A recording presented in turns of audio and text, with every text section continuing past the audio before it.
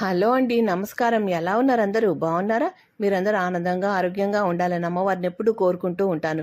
ఆరోగ్యంగా ఉండాలంటే ఇంటి వంట తినాలి మరి. అందుకే ఇంటి వంట తిందాం, ఆరోగ్యంగా ఉందాం. నేను మీ రాజ్యలక్ష్మి. లక్ష్మీప్రియ వెజ్ కుకింగ్ వీడియోస్కి స్వాగతం. ఈరోజు మీకు చక్కటి రవ్వ దోశ చూపిస్తానండి. క్రిస్పీగా ఉంటుంది, చాలా బాగుంటుంది. బ్రేక్ఫాస్ట్ చేసుకోవడానికి ఇడ్లీ పిండి, దోశ పిండి ఏమీ లేనప్పుడు ఇలా చక్కగా చక్కచక్క పిండి కలిపేసుకొని ఫటాఫటా ఈ దోశలు వేసేసుకోవచ్చు. దీనికోసం ఒక వెడల్పాటి మిక్సింగ్ బౌల్ తీసుకుని ఒక కప్పు జొన్న పిండి తీసుకోవాలి. జొన్న పిండి ఇంట్లో పట్టించిందైనా కొనదైనా సరే అండి, నేను పట్టించిందే తీసుకున్నాను. ఒక కప్పు, అలాగే ఒక కప్పు బొంబాయి రవ్వ, సూజీ అంటారు కదా, ఆ రవ్వ సన్నది తీసుకోవాలి, సన్నదైనా లావైనా. తర్వాత ఒక కప్పు రాగి పిండి తీసుకోవాలండి. ఈ రాగి పిండిలో కాల్షియం ఎక్కువగా ఉంటుంది కదండి, పిల్లల ఆరోగ్యానికి చాలా మంచిది. పెద్దలకి, అలాగే డయాబెటిక్ ఉన్న వాళ్ళకి, అలాగే డైట్ చేసే వాళ్ళకి ఈ దోశ చాలా బాగా ఉపయోగపడుతుంది. అందులో ఒక పావు కప్పు పుల్లటి పెరుగు వేసుకోవాలండి.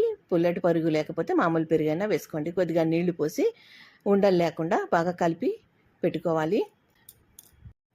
ఇడ్లీ దోశలు కూడా రైస్ తోటే చేస్తాం కదా, అందుకని రైస్ తినొద్దు అని చెప్తున్నారు కదా. ఈ విధంగా దోశలు చేసుకోండి, ఆరోగ్యానికి చాలా మంచిది. ఒక కప్పు నీళ్లు పోసి బాగా కలిపేసుకోవాలి. ఈ దోశ వేసుకోవటానికి జొన్న పిండి అక్కర్లేదండి, ఒక రాగి పిండితో కూడా చేసుకోవచ్చు. రాగి పిండి రవ్వ కలుపుకొని చేసుకోవచ్చు. అది కూడా ఒక కప్పు రాగి పిండి, ఒక కప్పు బొంబాయి రవ్వ. అలాగే జొన్న పిండి తీసుకుంటే ఒక కప్పు బొంబాయి రవ్వ, ఒక కప్పు జొన్న పిండి కలుపుకొని దోశలు వేసుకోవచ్చు. ఉండలు లేకుండా బాగా కలుపుకోవాలండి. తర్వాత మూత పెట్టి ఒక 5 నిమిషాలు పక్కన పెట్టేసుకోవాలి. 5 నిమిషాల తర్వాత కొద్దిగా చిక్కబడుతుందండి.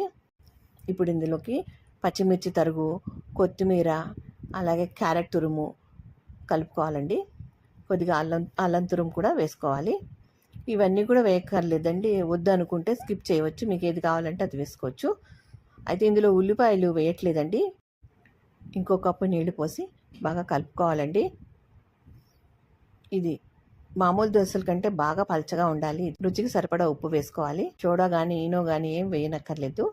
పిండి మాత్రం బాగా పలచగా ఉండాలి. స్టవ్ పైన పెనం పెట్టి పెనం వేడెక్కిన తర్వాత కొద్దిగా నూనె రాసి టిష్యూ పేపర్తో కానీ బట్టతో కానీ తుడవాలి. లేదంటే ఉల్లిపాయతో రుద్దినా బాగా వస్తాయండి దోశలు. తర్వాత పెనం పైన కొద్దిగా ఆయిల్ వేసి ఈ విధంగా ఉల్లిపాయ ముక్కలు చల్లుకోవాలి. ఈ పిండిలో కలపకుండా ఇలా ఎందుకు వేస్తున్నానంటే, అవి ముందు వేసే దోశలకే వస్తాయండి ఉల్లిపాయలు, పైకి తేలి చివరికి వేసే దోశలకి రావు. అందుకని అలా జల్లుకుంటే ప్రతి దోశకి వస్తాయి ఉల్లిపాయలు. గరిట జారుగా ఉన్న పిండిని పోసుకోవాలండి. వేడి పెనం పైన పోసుకోవాలి. సిమ్లో ఉండకూడదు, మంట కొంచెం హై ఫ్లేమ్లోనే ఉంచుకోవాలి. కావాల్సినంత సైజులో దోశ పిండి వేసుకున్న తర్వాత సిమ్లో ఉంచుకోవాలి మంటని. తర్వాత కొద్దిగా ఎగిరిన తర్వాత ఆయిల్ వేసుకోవాలండి చుట్టూను, పైన దోశ పైన. ఈ రవ్వ దోశకి కొద్దిగా ఆయిల్ ఎక్కువే పడుతుందండి మామూలు దోశ కంటే. ఒక మంచి టేస్టీ అయిన చట్నీ చూపిస్తానండి. ఒక మిక్సీ జార్ తీసుకుని అందులో ఒక 10 బాదం పప్పులు, 10 జీడిపప్పు పలుకులు వేసుకోవాలి. అలాగే పావు కప్పు పచ్చి కొబ్బరి వేసుకోవాలి. పావు కప్పు పల్లీలు, రుచికి సరిపడా, కారానికి సరిపడా పచ్చిమిరపకాయలు వేసుకోవాలి. వేసుకుని మెత్తగా పేస్ట్ చేసుకోవాలండి. కొద్దిగా కొత్తిమీర వేసుకుని ముందు వేసిన దోశ బాగా కాలించి చూడండి, క్రిస్పీగా తయారైంది. పెనం నుంచి లేచి వచ్చేస్తుంది. ఒక్కోసారి మొదటి దోశ కొద్దిగా ఇబ్బంది పెట్టచ్చు. ఇలా మెల్లగా అంచులు వెంబడి అట్లకాడతో ఇలా తీస్తే వచ్చేస్తుందండి. అంతే అండి, ఒక సైడ్ కాలితే సరిపోతుంది. ఎక్కువసేపే మనం కాల్చాం కదా, పైన మొత్తం అంతా ఎగిరిపోయింది, బాగా కాలింది. రెండో సైడ్ తిప్పనక్కర్లేదు. ఈ సైడ్ మీరు పిల్లల కోసం జీడిపప్పు పలుకులు అవి కూడా జల్లుకోవచ్చు. పిల్లలు మామూలుగా తినమంటే తిన్నారు కదా. ఎంత క్రిస్ప్గా వచ్చింది చూడండి. మరో దోశ వేసి చూపిస్తాను. ఈలోపు పచ్చడి మిక్సీ చేసి పట్టుకున్నది గిన్నెలో వేసేసుకున్నాను. మరో దోశ ఇలాగే పెనం పైన ఉల్లిపాయ ముక్కలు వేసుకుని ప్రతిసారి దోశ వేసేటప్పుడు అడుగు నుంచి కలుపుకుంటూ ఉండాలండి. అలా అయితేనే దోశ బాగా వస్తుంది. లేదంటే పిండి అడుగున ఉండిపోతుంది, వాటర్ పైకి తేలుతుంది. అడుగు నుంచి కలుపుకుంటూ దీన్ని తీసుకుంటూ పెనం పైన వేసుకోవాలి. ఇలా ప్రతిసారి చేసుకోవాలండి. అలాగే పెనం పైన ఉల్లిపాయ ముక్కలు అవన్నీ మాడిని ఉంటాయి కదా, తీసేసి తుడిచేసుకుని మళ్ళీ వేసుకోవాలి. అంతే అండి. ఇది సిమ్లో ఉంచుకుని సన్నని మంట మీద కాలనివ్వాలి. పైన పిల్లల కోసం బాదాము, జీడిపప్పు పలుకులు సన్నగా కట్ చేసి వేసుకొని కొద్దిగా పన్నీర్ కూడా తురిమి వేసుకోవచ్చండి పిల్లల కోసం, బాగుంటుంది. తర్వాత కొద్దిగా ఎగిరిన తర్వాత ఆయిల్ వేసుకోవాలండి. పచ్చి పచ్చిగా తడిగా పిండి ఉన్నప్పుడు వేసుకోకూడదు. ఇక్కడ పచ్చడికి తాలింపు పెట్టేశానండి. ఆవాలు, జీలకర్ర, ఎండుమిరపకాయలు, కరివేపాకు, శనగపప్పు, మినపప్పు వేసి కొద్దిగా ఆయిల్ వేసి వేయించి ఇందులో కలిపేస్తున్నాను. అది నార్మల్ ఎప్పుడు చేసుకునే పోపేనండి. ప్రతి పచ్చడిలో మనం చేసుకునే తాలింపే. కమ్మటి పచ్చడి అయితే రెడీ అయిపోయింది. ఈ దోశ కూడా కాలిపోయిందండి. మెల్లగా తీసేస్తున్నాను.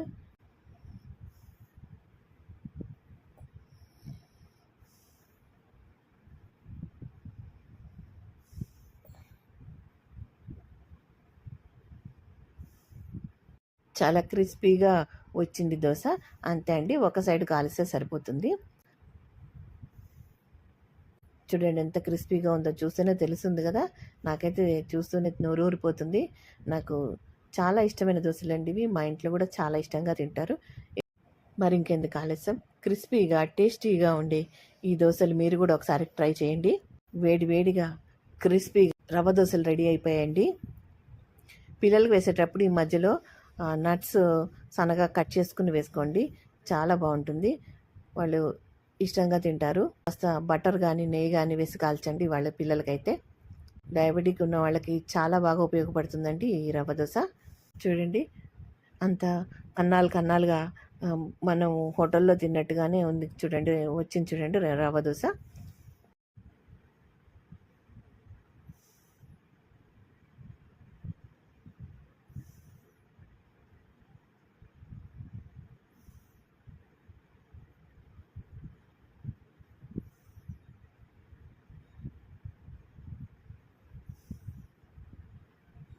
సూపర్గా వచ్చిందండి. మీరు కూడా ఒకసారి ఇలా ట్రై చేయండి.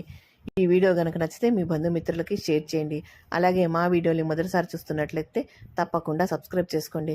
అప్పుడే మేము చేసే వీడియోలు మీకు నోటిఫికేషన్ రూపంలో వస్తాయి. మా వీడియోల్ని మీరు మిస్ కాకుండా చూడగలుగుతారు. ఈ వీడియో కనుక నచ్చితే లైక్ చేయండి, షేర్ చేయండి, సబ్స్క్రైబ్ చేసుకోండి. మరో మంచి వీడియోతో మళ్ళీ కలుస్తాను. నమస్కారం, ఉంటానండి. Thanks for watching.